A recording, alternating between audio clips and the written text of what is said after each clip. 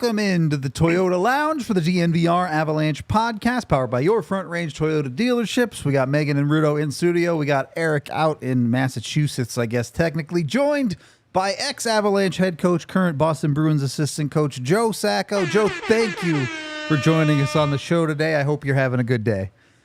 Yeah, it's a great day, and thank you for having me on the show. Appreciate it. Thank you for coming on.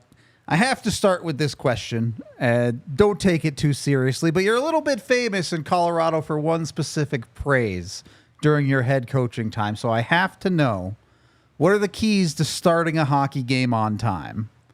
That's right. They use it all the time. Was that my phrase? Start on time. Yep. Sure, we start on time. What are the keys to starting on time? Making sure that the coaches are ready to do their job, basically. Not so much the players. It was more to get myself and the other coaches ready.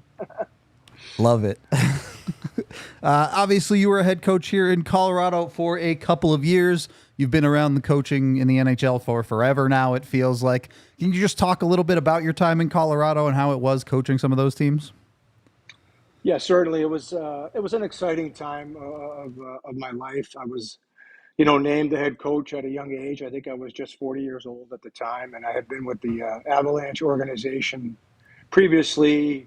Spent 4 years in their minor league system as an assistant coach and a head coach, and then, like I said, I got the job as the head coach there, and it was a great opportunity to coach a really a young team that was in the transition phase. We were really getting our young guys to start to play more in the NHL level at a young age, and what I really enjoyed about it the most was the part that the teaching aspect of it. I felt like it didn't change much for me being in the American League to the National League at the time, because it was such a young team, and we were trying to grow that team and just teach them how to be good pros and how to do things the right way, how to play the game the right way, and all those things. So, but I had a great 4 years. Obviously, there were some ups and downs with the team, which was to be expected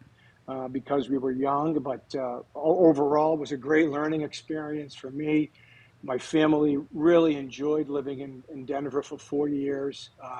Great chapter in our life, something that we'll certainly never forget. My kids at the time were, anywhere between, I want to say 5 and 13 or 14 when we ended up moving out there. So they still have some friends from that area. They still keep in touch with people out there. And we just really enjoyed the quality of life in Denver for the 4 years that we were there. Besides all the hockey, more of the stuff away from the rink.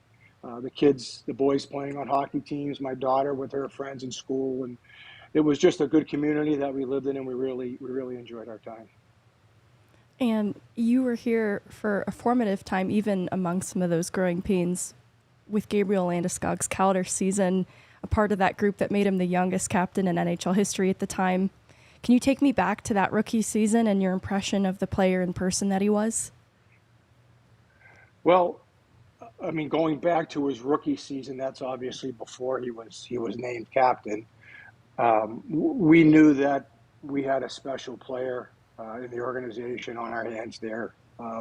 Came in as an 18-year-old, and he wasn't the first 18-year-old that made the team when I was there, but he came in, and you could just see he was mature beyond his years at the time. Not just like physically, he was ahead of his time also, but mentally too as well.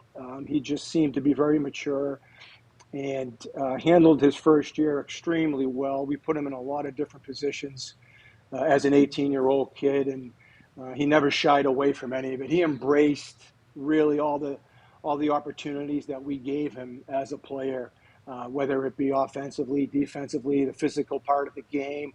Everything just seemed to kind of come natural to him. And then to take it a step further, his leadership really, you could see even at 18 years old, that there was something special there as far as being a leadership. He had all the leadership skills and qualities I think that you want, or that you were going to see in the future for a captain, someone that was going to lead your organization and your team. And I know that was a decision that was made. I think it was after the second year. Yeah. I think it was after his second year that we decided to name him captain. And that was a decision that was made by all of us in the organization at the time. It was Eric, myself, and other people that were involved in it. It was an organization decision. He was young, boy, but we felt it was the right thing to do. I think Milan Hajduk was the captain the year before, and I think even Hedgie, I think at the time, thought it was probably going to be the best move for the organization to name Landy captain because he was going to be the guy moving forward. There was no question about it. I mean, if I can add to that, because, like Joe said, we were working together at that time. And Gabe, what people tend to think that Ryan O'Reilly, was holding out. And there's one of the reasons is because Gabe got named captain, and that's why he moved on. And I want to make sure that this is not the narrative out there because, I've talked to Ryan over the years about that. At the end of the day, Ryan ends up being a good captain in the National Hockey League, wins the Conn Smythe. So, Joe, leading a young team there of young men, and you had Paul that was there as well, right? And you have to know what you are as well as a player or in the locker room. But I think there was some special with Gabe, you know what I mean? So I don't think it's because Ryan was, Gabe was better than Ryan or Ryan was better than Paul or those guys. It's just that you had to be, like Joe just said, you got to feel it a little bit. You have to be part of that room. And Joe being in that room and us working at the time being in that room, that you went from Joe Sacco being your captain for a dozen years, whatever Joe was, right? To the Quebec days. And then you move on, and footy was the logical guy, and then all of a sudden Hedgie gets it, right? So you're talking about like a year or two, then a year. Then you need a little bit of continuity. You knew that Gabe was going to be, and again, I think Joe was right. I was right in the sense that we felt that Gabe was going to be here for a long period of time. He's still there. You know what I mean? So it's not like it was 20 years ago, but it's still, 10 years ago, give and take, that he was named captain, give and take, Mm-hmm. So I think that Ryan O'Reilly had nothing to do with Gabe being named captain. And I think that maybe if Gabe's not there, Ryan is the captain of the Colorado Avalanche. I don't know, right? And then people felt that Dutchy was mad too because he was supposed to be the franchise guys. And again, Matty Duchene's a good person. He's a good player, still playing in the league, and he's still a good, producing. But you could tell that there's guys that are born leaders in a sense that are born to have letters. And I think Ryan was born to have a letter, and I think Gabe was born. And we were fortunate enough to have young guys. And I'll say that not because Joe's right next to me, but he said something that's funny. Like, wasn't the only 18-year-old that played. Like, you got to be ballsy as a coach to put 18-year-olds out there. And a lot of times they deserve to be there, but also it's because that's where you're at as a franchise. And I think that's where we were as a franchise. And I think as a coach, you have to know and you have to be in line with the organization to say, okay, you know what, we're going to play those 18-year-olds. And sometimes it might not be the best thing for for your wins and losses. And, and that's why I believe Joe, when he took over the coaching job in Colorado, and again, not because he's next to me, but he is a former Jack Adams nominee the first year. You know what I mean? People tend to forget that. And we were young, and yeah, Craig Anderson had a phenomenal year, but it was us. It was a good atmosphere. We had good young guys, and in order to have good young guys, you need a coaching staff that's going to agree to play the young guys. And I think that there was never a doubt that Joe never agreed to play the young guys. It was never a tiff about, no offense there, no pun tiff, but there was never like arguing about, hey, we're gonna play the young. Oh no, I'd like to have a 30-year-old take that spot. I think we did add that a little bit that first year in the sense that we made the playoffs unexpectedly. Because it was, again, great coaching job, great job by Craig in the net, great job by a bunch of people. And then we did, if you go back, we did add the likes of Stefan Yell or a little bit of veteran seasoned leadership, to that young group because we were the youngest team in the league. We had the lowest payroll in the league and the youngest team in the league. So to that extent, I just wanted to add that about the Landy part. Yeah, and we were lucky too. We did have those guys had good support system around them too as well. We still had some veteran guys on the team then. The first year with Matt Duchene and Ryan O'Reilly, Landeskog not being there yet. We had the Darcy Tuckers, we had Adam Foote, right? We still have Milan Hayduk. We had guys that had a winning pedigree, right? They won Stanley Cups, a couple of these guys. So they were also part of the process as well, as far as driving along some of those younger players too. With all your time, you talking about all of these players, take someone like a Matt Duchene at 18 years old, super high skilled player. The NHL is always billed as this extremely structured league with very specific systems that are always played very tight. How much freedom as a coach do you give a high skill player like a Matt Duchene that's still adjusting to the NHL?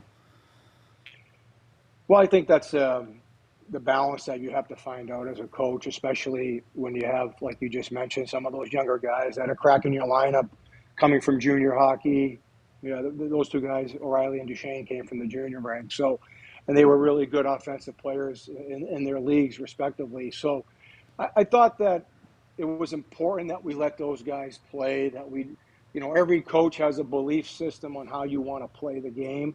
I certainly do. Every coach does. But I also think it's important that when you're in that season, you have to let those guys play. And I thought we did a good job of letting the young guys get out there. We still had good structure. We had a system in place, but that wasn't the main focus, especially the first year. It was really letting the guys play.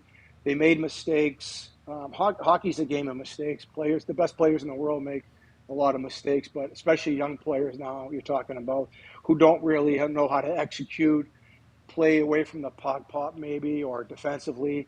But you could just see the talent oozing from this group of young players. And, I felt that I didn't want to restrict them too much and just try to let them play as long as they adhere to the system, basically away from the puck. When they had the puck, it was pretty much just hey, do what comes natural. That's why you're here. That's why you are a high draft pick, because you have the ability to make plays. And I tried not to restrict them too much.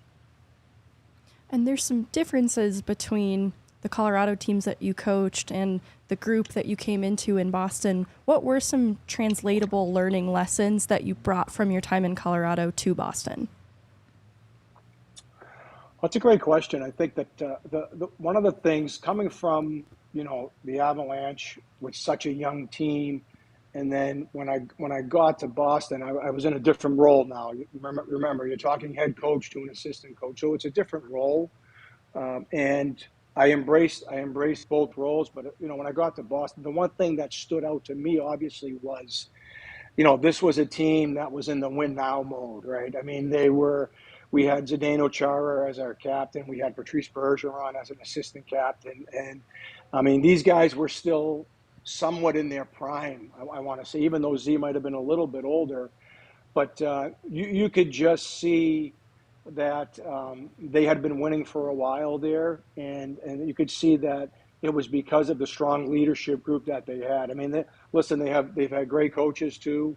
The general manager's done a great job there over the years. But I think that the one thing that they really had since I got there, and it's still there, is the leadership in the locker room. It goes a long way when your best players are your leaders, and they do things the right way. Everybody follows. It's just the way it is, and that's what's happened. I can't speak for Colorado now, obviously, but with Landeskog, obviously, and the success that the Avalanche has had over the years.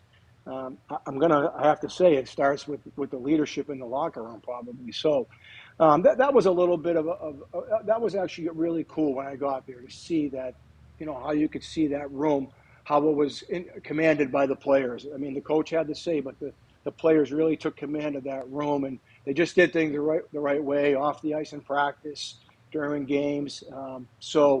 But what, I guess, to answer your question, I'm kind of circling here a little bit, but to answer your question, I guess, what I learned from Colorado going to Boston basically was just that try to enjoy it too. Like, try to enjoy what you're doing. The seasons are long, the journey's long, and you have to take a step back and say to yourself, you have to enjoy what you're doing here. Like, a lot of people would love to be in this position that you're in, and just take a step back once in a while and say, this is a unique opportunity. Enjoy the ride.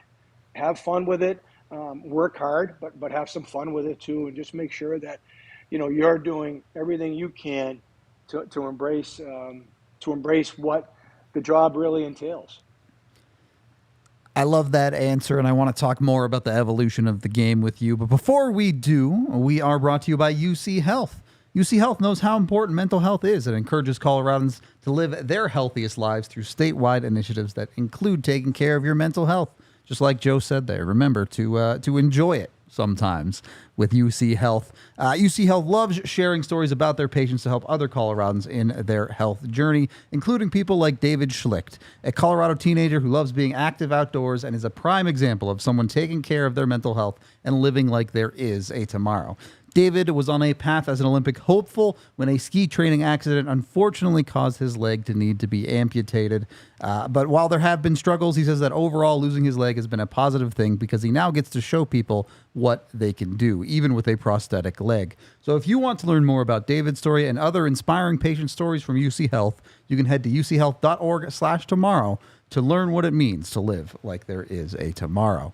And once you've gotten your UC Health on, make sure you're also going and checking out Toyota. You can go get into the official vehicle of the Colorado Avalanche and the official vehicle of DNVR at your Front Range Toyota stores today. They have a vehicle for everyone, whether it be their trucks like the Tundra or the Tacoma, whether it be their off-road vehicles, 17 different kinds, including SUVs like the 4Runner or the RAV4, and of course 16 different electric or zero-emission vehicles too. Things like the Prius to get you going on the road and not spending all that money on gas. Whatever it might be with Toyota, they have the vehicle for you. Go check them out at your local Front Range Toyota dealerships, including AutoNation Toyota, Arapahoe and Centennial, Corwin Toyota in Boulder, Groove Toyota in Littleton, Mountain States Toyota in Denver, Stevenson Toyota East in Aurora, and Stevenson Toyota West in Lakewood. Toyota, the official vehicle of DNVR. Second period of the DNVR Avalanche podcast. You had mentioned a couple of defensemen there, Adam Foote in Colorado, Zdeno Chara in Boston. You head coached the Avs through that lockout season. I'm curious what your take is on the evolution of defense in the NHL as we've seen the rise of Cale Makars, or you have Charlie McAvoy out in Boston. And a lot of people are calling it almost the rover position for one of those defensemen, and as maybe a little bit more offensive minded than it was a decade or two ago. How do you adapt to those sort of evolutions in the game when it comes to coaching up those types of players?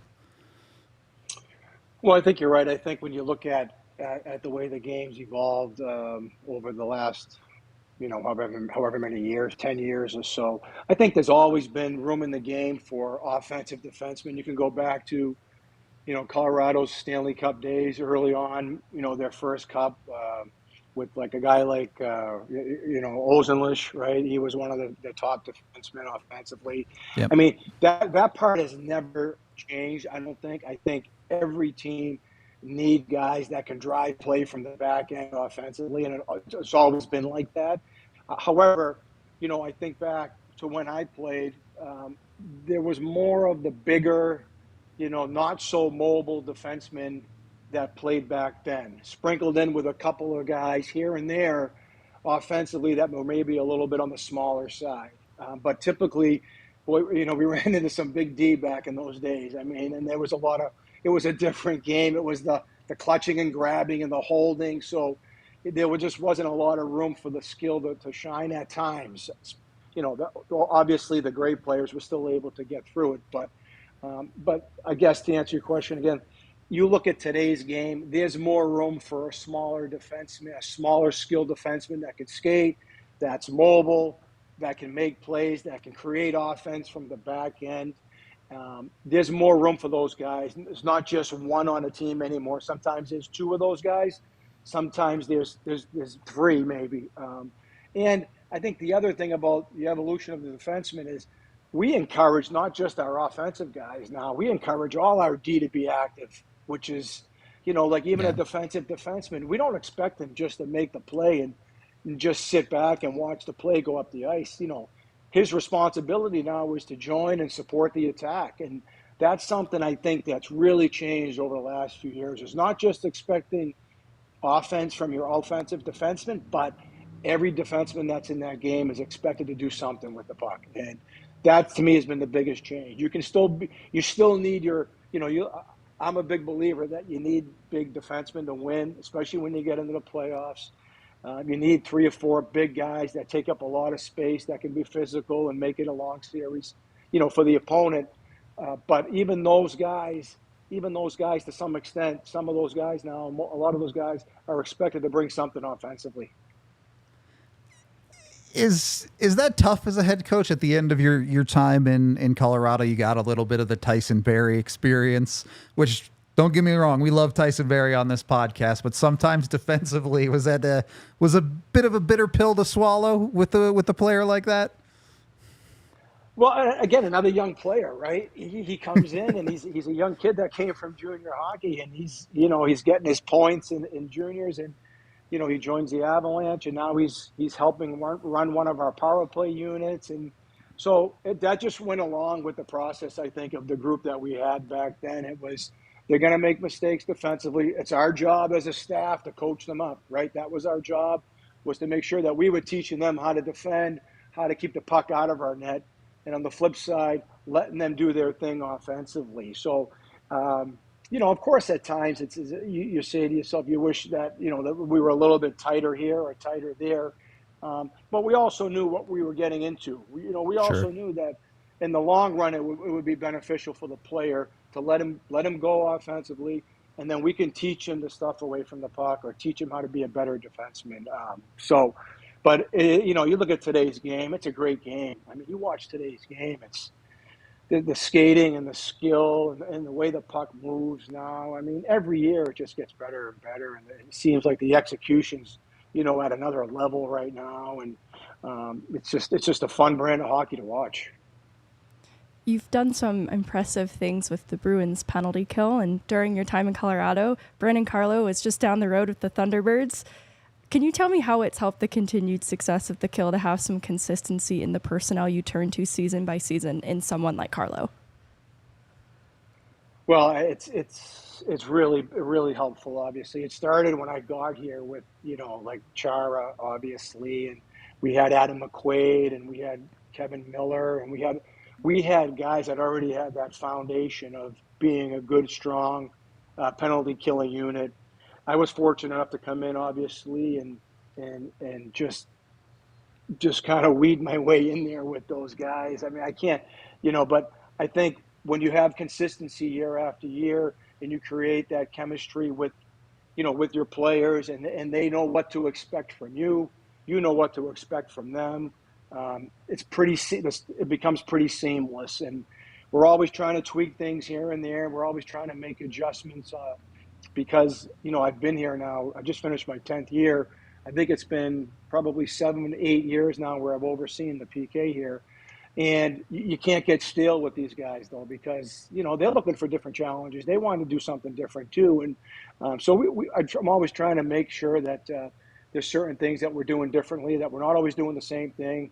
But it certainly helps, though, when you have guys like I mentioned before, the Carlos of the world, even before that, the Charas, all these guys that have been, mainstays with the Bruins for a long time. And that's kind of their bread and butter, too, a lot of these guys, right? They take a lot of pride in it. Brandon Carlo takes a lot of pride in being a really good defender, a really good guy that kills penalties extremely well, keeps the puck out of our net. Certainly makes my job a lot easier. And when players like Marchand, McAvoy, and Coyle are on both special teams, how do you work with your unit and Monty to manage their loads and get the best out of both? Well, that's a great question. I think that we do have a lot of guys that are on both power play and on the penalty kill. And then they're getting there. Obviously, they're 5-on-5 ice time. So, Monty's job obviously is to facilitate the ice time with the forward groups, pretty much, as far as what they're doing, how much ice time they're getting in the course of a game. But the bottom line is, we're in the NHL, and we're there to win hockey games. So if it's a game where Marchand has to play, maybe 2 minutes more than we'd like him to play, but we're trying to close out the W and get the 2 points, he's going to play the 2 minutes. It's just the way it is.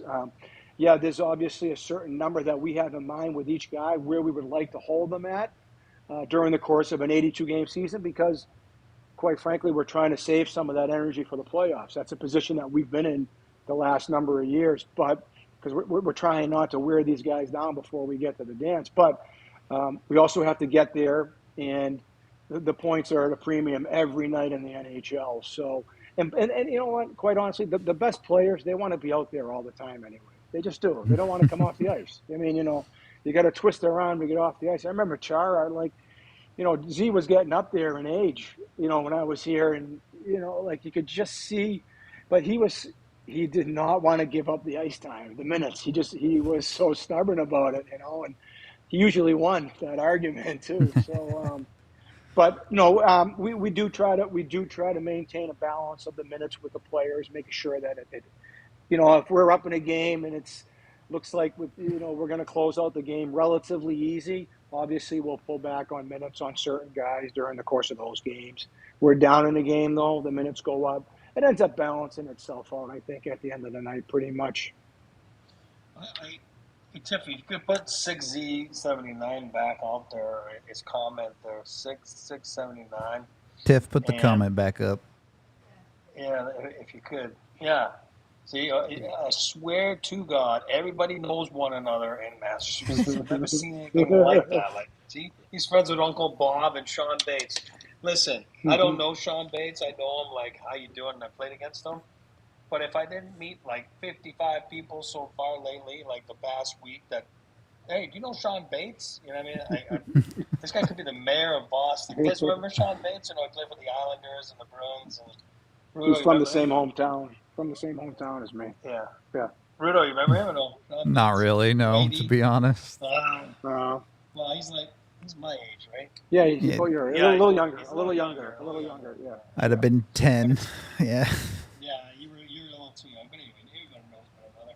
But, which leads me to say, I had a picture, I couldn't find it. I looked in my boxes, I can't find it. The picture of Joe and I, 1993 Stanley Cup playoffs semifinals, Toronto Maple Leafs versus LA Kings. Conference finals.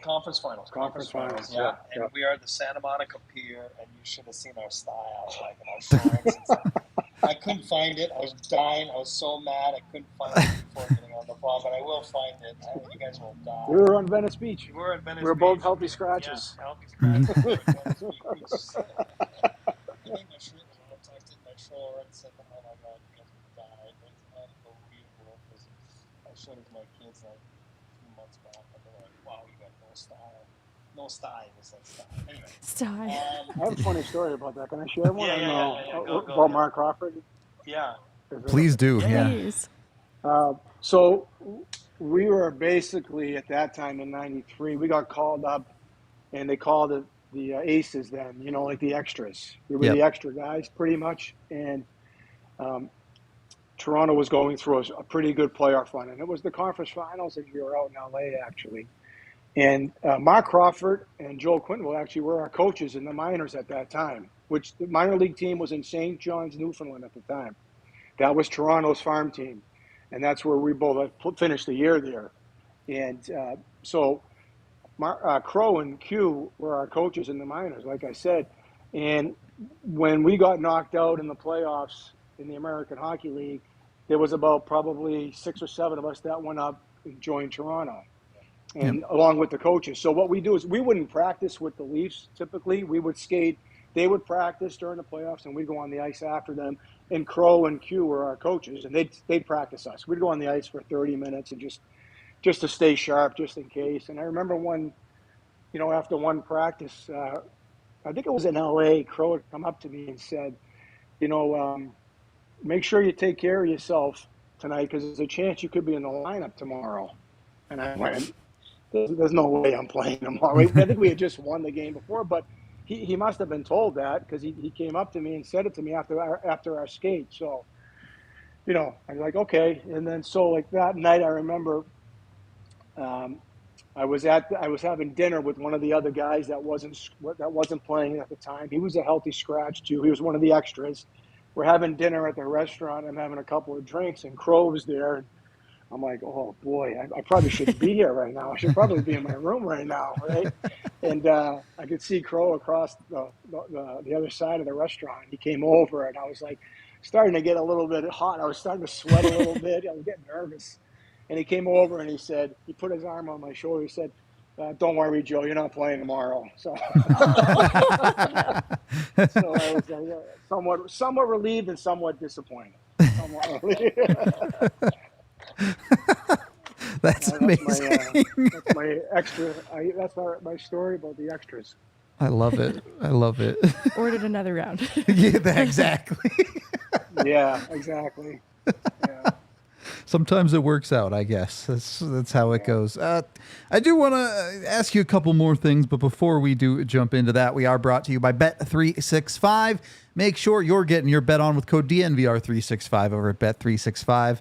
With the Olympics right around the corner, Tiff, there was some like parlay on the sprinters? Yeah, it was plus 400 for Shikari and for Noah to win first. In the 100? In the 100. Yeah. So there you go. I took the $2 I had left from the playoffs, and hopefully I win $10 back. There you go. You can go get a good parlay on the Olympics with Bet365. When you sign up with that DNVR365 code and you bet $5 on anything, you get $150 in bonus bets with a new account. So jump on that offer and have some fun with Bet365. Of course, you must be 21 or older, physically located in Colorado. And if you or someone that you know has a gambling problem, call or text 1-800-GAMBLER today. And then make sure when you're watching the Olympics, you look like a cool kid out in the sun with your Shady Rays on. Go check them out. You can get 35% off any of their polarized sunglasses with code DNVR over at shadyrays.com. They've been given 5 stars by over 300,000 people. They're fantastic sunglasses. We all love them here at DNVR. We all wear them all the time, especially me because I commute into the sun a lot during the season, so I need them driving down the highway. But if you haven't had an opportunity to check them out, you can get over there today. And the coolest part is you can try them if you want. The first 30 days, you get a pair. If you don't like them, you lose them or you break them, they'll replace them entirely for free. So go to shadyrays.com today. Use that DNVR code to get 35% off your new sunglasses. Third period of the DNVR Avalanche Podcast. Yeah, you guys having a giggle over there behind the scenes. Yes. Well, I mean, Joe's son, Joe that we call, former Littleton Hawk. So he just walked in. That's why we were just saying hi to him. He's now 28 years old. Yeah. Grew up there you go. Highlands Ranch, you know what I mean? Yeah. So it was fun times. But anyway, I wanted to jump in right away, and I want to ask Joe because you guys know what I think about the American League, and Joe obviously being a player. I mean, there's not a lot of people that can say they played in the National Hockey League for whatever 800 games or whatever it was. Just under. Yeah. On the pension, it's probably 800 plus injuries and scratches. Yeah. And then, so 800, and then being a coach in the National Hockey League, right? Head coach, assistant coach. But she also went in the American League, and those guys know what I think about the American League. I'm a big fan of having guys go down there and, learn their craft. And I think it was important for you as a coach as well, right? To get down there I remember when you got out of the game, I think it was Lowell, right? With, Row, right? That's right. Yeah. Yep. More like, hey, listen, go learn a little bit if you want to make that lifestyle, that jump from playing to coaching, and then you learn your craft, and obviously became a head coach in Cleveland, and then an assistant coach in the National Hockey League. But how good is the American League you feel for coaches, and how good is the American League you feel for obviously players like you did, back then as a player? Yeah, I feel the same way. I think that when you look at the American Hockey League, it's an opportunity for you to learn your craft, whether it be, a young player coming out of college. Even though, at the time you may not feel like you want to go to the American Hockey League, when you get sent down after your first training camp and you're like, what just happened here? Did I get sent down? I thought I was going to make the big club. It doesn't happen like that. But no, you're bang on. I mean, it's an awesome league to learn. You actually have the ability to make, mistakes, and you're not scrutinized for it because that's what it is. It's a developmental league not just for players, but for coaches as well. And, looking back at my time as a player, right now I can say I'm certainly glad that I had the opportunity and that I earned my way into the National Hockey League because of what I did in the American Hockey League. And, I spent parts of 3 years, 2.5, 3 years, parts of it in the American Hockey League, parts of it in the National Hockey League. And when I look back right now, my first year when I got called up after 11 games, I think it was, like I wasn't ready for the National Hockey League at the time, even though I thought I was. Probably would have been better off staying there the full year and then making the jump the next year to the National League if that would have been the case. But it's just a great league. Like I said, you can learn, you can make mistakes. You gotta pay your dues. You have to pay your dues. And then as far as the coaching, it's very, very similar. I think when I stopped playing, I remember there was an opportunity with at the time. This is kind of a little bit of a long story, but I'll try to cut it shorter. But the Colorado Avalanche were sharing a farm team at the time with the Carolina Hurricanes. Both teams didn't have enough prospects at that time. And it wasn't uncommon back then for a couple of teams to share their minor league team with another one. So Colorado shared it with Carolina at the time. I had just gotten out of the game, maybe not even a year before that. And Carolina had the head coach in place already. It was a guy by the name of Tom Rowe. I think Eric just mentioned him earlier. He was Carolina's head coach of their American Hockey League team. And Colorado was looking to place an assistant coach there to be with the Colorado guys. And I remember that I had a connection with Eric, obviously from our playing days in Toronto, and then another connection through someone else in the organization. Miller. As well. Yeah, Craig Billington, who I had played with in Washington my last 3 years as a pro. And Biller had jumped into the Avalanche organization right away. Right when he stopped playing, he was part of the Avalanche organization. He got a job right away. So Biller had reached out to me and said, would you be – I should start by saying I had reached out to Biller and said, hey, if anything pops up in the Avalanche organization, just keep me in mind, whether it be scouting, coaching. I really love to get back in the game in any capacity, I had said. So Biller had reached out to me, a little while after that, saying that they needed to put an assistant coach in Lowell. Would I be interested in talking to Eric and Pierre at the time about it? And I said 100%. I was only living about 30 minutes from Lowell at the time. It just happened to work out that way. It's outside of the Boston area. And I had a conversation with Eric. I had a conversation with Pierre. And then the next thing I knew, I was the assistant coach of their minor league team. And that's how my coaching career started. And then from there, I worked with 2 years under Tom Rowe. And I learned from Tom because I had no clue how to coach, none whatsoever. I didn't even I thought after the morning skate, you go home and you take a nap for 3 hours and you come back to the game. That's a player. That's a player. That's a player. That's right. That's not a coach. I was like, okay, I'm going to go home after the morning skate and I'm going to have some lunch and take a nap for 2 hours and I'll show up at the game at 5 o'clock like a player. But I learned so much from Tom Rowe at the time. He taught me how to become a coach. He taught me what we needed to do on a daily basis, how we prepare, the time that it took to become a coach and all that stuff. So, and we were together for 2 years, and then Colorado got their own affiliate after my second year coaching. That's when they got their team in Lake Erie at the time, just in Cleveland. And then they named me the head coach of their minor league team at that time. And like I said, I spent 2 years in Cleveland. And I had a great assistant coach, former Avalanche, won a cup, Sylvain Lefebvre. And we were a good fit because Sly was a defenseman, played all those years in the National Hockey League as a defenseman. I was a forward. And we just seemed to mesh really well together. It was only the two of us back then. There was nobody else. He was our video guy, thank God, because I didn't know anything about computers. Sly was tech savvy. Yeah. We'd have to go into a place like Hamilton, Ontario, and Sly would have to set up the computer so we could capture the game. I had no clue how to do that, but thank God for him. And it was just a good fit. And then I ended up getting a job after 2 years in Lake Erie, and Sly came with me to Colorado. And so, but going back, it all started by learning my craft in the American Hockey League in the minors.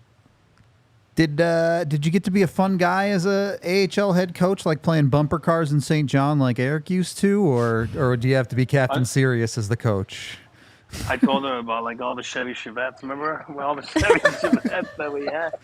But Joe wasn't there that long. Joe was only there a little bit. Then he'd get called back up, So he would bum a ride from the Chevettes. He didn't own the Chevette. Like he would bum. But I mean, that place was electric, man. Remember like how crazy that town was for the Leafs? It was fun. I really enjoyed my time there. And I'll tell you one thing, that division was so fun, which is all now the Q, right? You know what I mean? Like Moncton and Halifax. The Maritimes. It was all American League division back then. Now it's all part of the Q, but McKinnon's Halifax was back then a great place. We loved going there because it was a fun place to go out at night. But Halifax Citadels was their names, and we had a good time. It was a fun time, and that's why I like stories like Joe about the American League, because it's, as a player.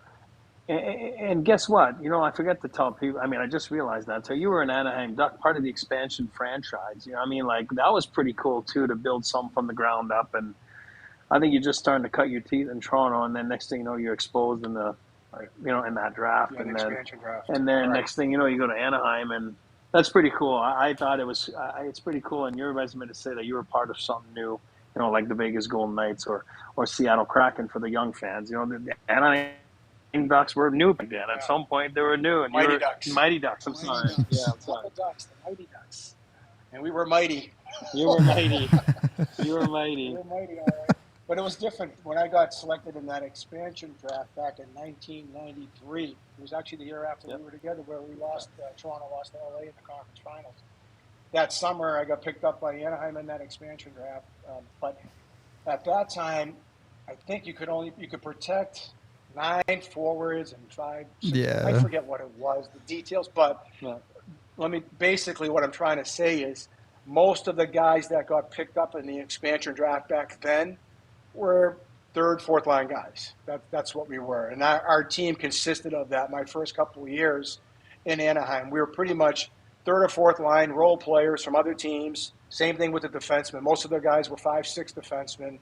And, you felt like you had to prove something that when we got picked up in that expansion draft.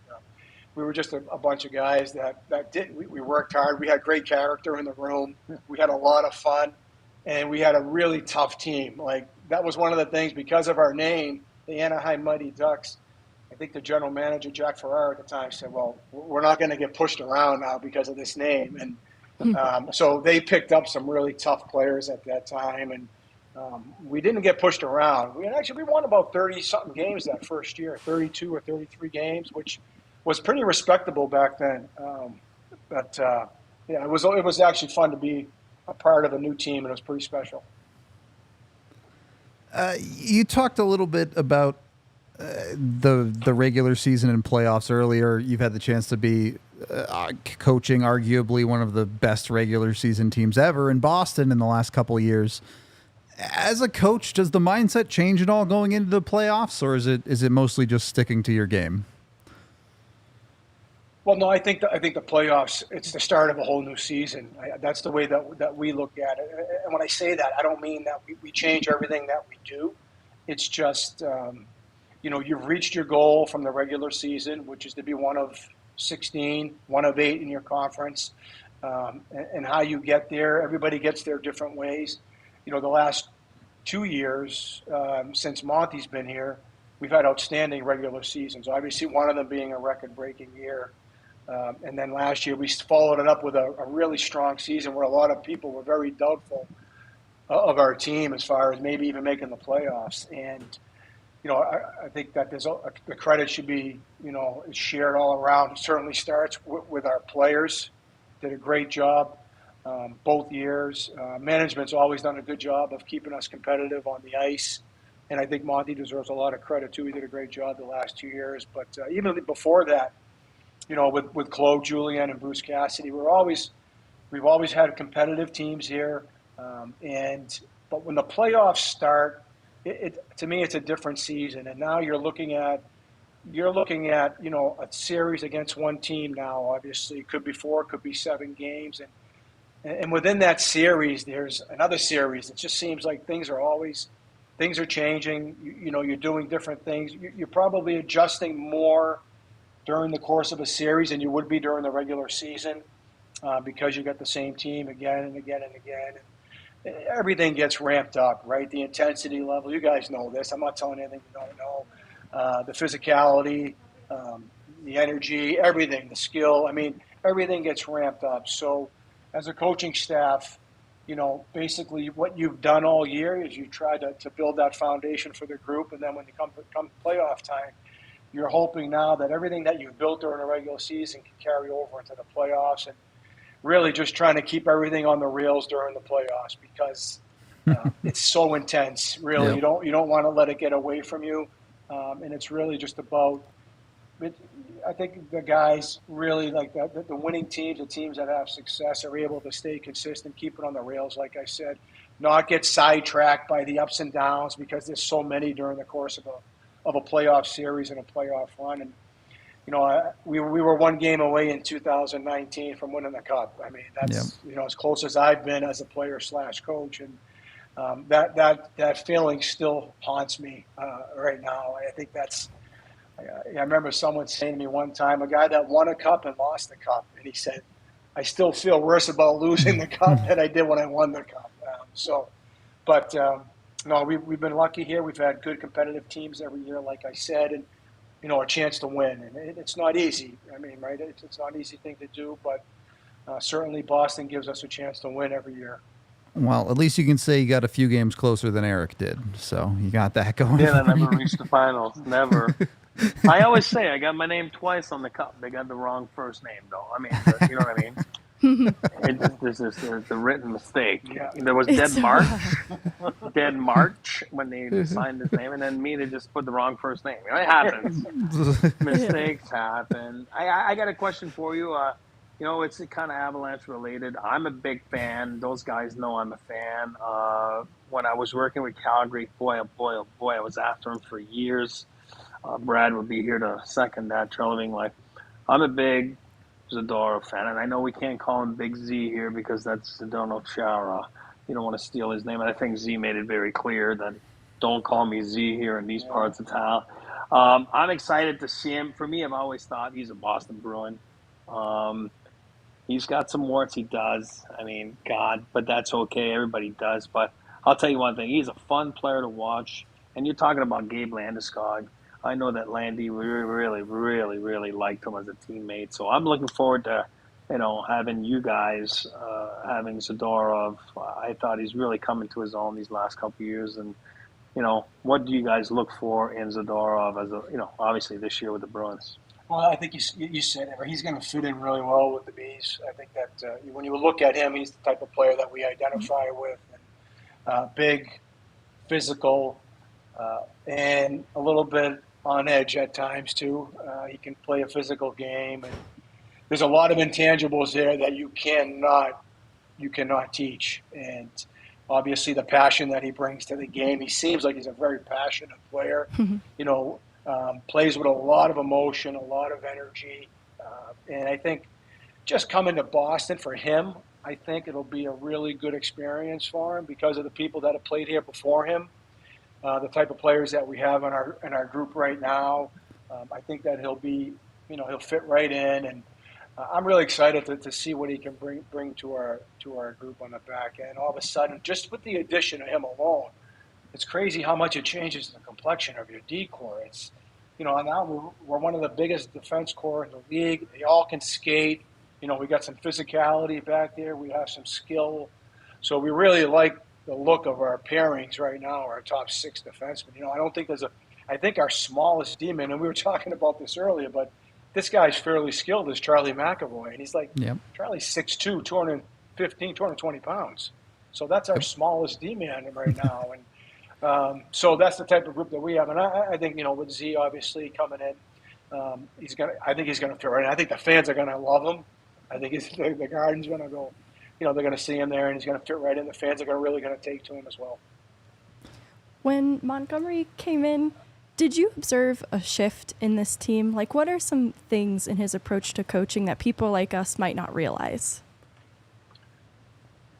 I think the one thing that I've noticed with Monty, I've noticed a couple of things, but the one thing that really stands out to me is his communication skills are off the chart. And I think that he's an excellent communicator on a daily basis too with the guys, and he has a way of getting his message across. It's very clear, it's very precise, and it's easy for the guys to understand every day. To me, that's been the biggest thing that I've noticed about Monty is his communication skills are elite. And then, he's just a guy that knows the game well. He knows what winning hockey looks like. He's won in the past as a player at the college level. He's won in the American Hockey League as a player. He's won as a coach, obviously, in college. I think even before USHL he's won. So he knows what winning hockey looks like, too. That's the other thing, too. His communication skills are elite. He knows what winning hockey looks like, and he likes to have fun. Like, he's a good guy. Like, the guys enjoy playing for him. They like coming to the rink every day, and there's something to be said for that. It's not an easy balance, because when you lose, obviously, it's a different feeling. But he keeps it real. The guys enjoy coming to the rink every day. He still is able to hold the guys accountable, but at the same time, they like coming to the rink and they really enjoy playing for him. And we haven't lost that much the last 2 years, so it's been pretty good. minus obviously the playoffs.